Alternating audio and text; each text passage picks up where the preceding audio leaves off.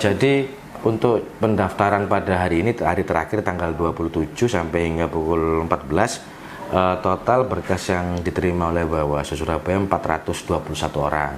Dan ini bisa jadi akan bertambah karena mengingat masih ada 3 jam sampai menuju jam 5 seperti itu.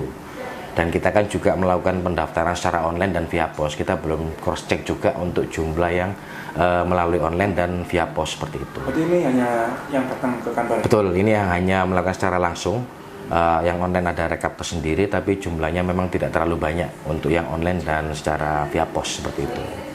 Hingga terakhir ini ada ini sesuai target atau belum untuk pendaftarannya? Kami belum cek lebih lanjut, cuman yang menjadi fokus kami adalah bagaimana mendorong afirmasi perempuan pada pengawasan di Bawaslu seperti itu, hingga kita mematuhi pedoman yang diterbitkan Ketua Bawaslu Republik Indonesia dengan wajib ada 2 pendaftar perempuan di setiap kecamatan. Apabila jumlah pendaftar itu jumlahnya kurang daripada 2 pendaftar, maka kita akan melaksanakan perpanjangan waktu selama 5 hari kalender sesuai dalam juknis pembentukan Panwaslu kecamatan begitu. Setelah saat ini proses selanjutnya apa? Jadi setelah proses penerimaan berkas pendaftaran, kita lakukan untuk verifikasi dan cek administrasi dokumen para calon pendaftar Panwascam selama 3 hari.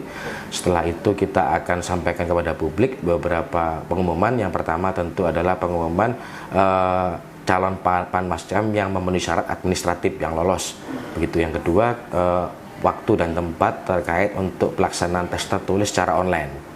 Jadi fasenya setelah penerimaan berkas, kita periksa berkasnya, kita nyatakan memenuhi syarat lengkap, dan kita umumkan tes tertulis online, jadwal dan lokasinya seperti itu. Pelantikan dalam pedoman kita agendakan pada akhir Oktober, ada rentang waktu 3 hari yang dipersiapkan. Kita akan memilih dan menyamakan untuk se-Indonesia ataupun se-Jatim di tanggal itu begitu. Jadi ada opsi pilihan 3 hari, kita nanti akan memilih di hari tanggal berapa untuk dilakukan pelantikan dan pembekalan Panwaslu kecamatan seperti itu.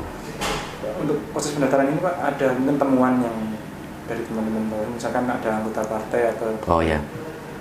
Jadi begini, saat Panwascam tahun ini kita sudah memfasilitasi masyarakat yang mendaftar untuk bisa langsung mengecek keanggotaan partai politik melalui NIK yang bersangkutan. Jadi ketika pendaftar membawa KTP-nya, kita cek NIK-nya dan memang terdaftar pada partai politik, kita tanya langsung yang bersangkutan, kita klarifikasi apakah yang bersangkutan ini memang betul anggota partai politik atau hanya tidak pernah atau hanya dicatut. Jika kemudian yang bersangkutan dicatut, kita berikan formulir aduan masyarakat untuk kita teruskan ke KPU agar dicoret yang bersangkutan, karena memang yang bersangkutan tidak ingin menjadi anggota partai politik. Itu yang pertama. Kalau case yang kedua, kalau memang ternyata beliaunya anggota partai politik, otomatis tidak memenuhi syarat seperti itu. Jadi kita memberikan tawaran kepada masyarakat, mau menjadi anggota partai Pak atau menjadi penyelenggara begitu. Ya beberapa ketika memilih menjadi anggota partai, kita tidak bisa menerima berkasnya karena memang mengiyakan data yang ada dalam sipol KPU. Betul. Kalau yang mantan Panwascam yang sebelumnya. Oke, jadi memang kita punya ada indikator ya, ada indikator salah satu Panwaslu kecamatan itu memiliki keahlian tentang kepemiluan. Salah satu indikatornya adalah orang itu pernah aktif, pernah menjadi salah satu bagian daripada penyelenggara, baik PPK, PPS, KPPS, PTPS, Panwascam, dan Panwaslu Kelurahan. Artinya itu juga salah satu indikator bagi kami yang sudah tertulis dalam juknis bahwa orang yang sudah punya pengalaman dalam kepemiluan itu juga menjadi salah satu indikator penilaian seperti itu. Diutamakan gitu?